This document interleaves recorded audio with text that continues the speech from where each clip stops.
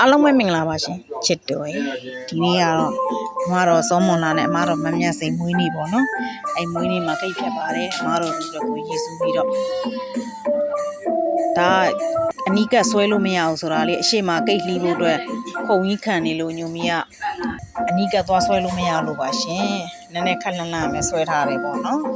ပြီးတော့ဒီနေ့ကပွဲတွေလည်းလှူရဲဒါအမတော်ကိုနှစ်ပါးအတွက်ကိတ်ဖြတ်တယ်ပေါ့နော်မွေးနေ့ကိတ်လေးအဲ့ဒါအဘတို့ကိုလည်း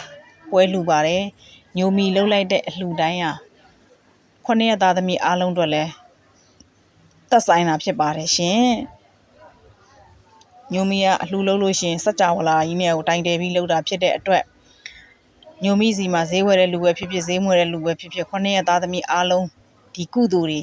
ရကြပါစေလို့ညိုမီကမျှဝေတာဖြစ်ပါတယ်ရှင်ဒါလေးကတော့အော်ဒါတက်တဲ့ပစ္စည်းတွေပေါ့နော်ပစ္စည်းတွေကအော်ဒါဇက်တိုက်တက်နေပါတယ်ညိုမီကဘာသာရေးလဲလုပ်တဲ့အလုပ်လဲလုပ်ပါတယ်နော်ချစ်တို့ရေညိုမီစရာငရုတ်သီးမုတ်ကတော့လုံးဝရှယ်ပဲရှင်လုံးဝပြောစရာမလိုပါဘူးနော်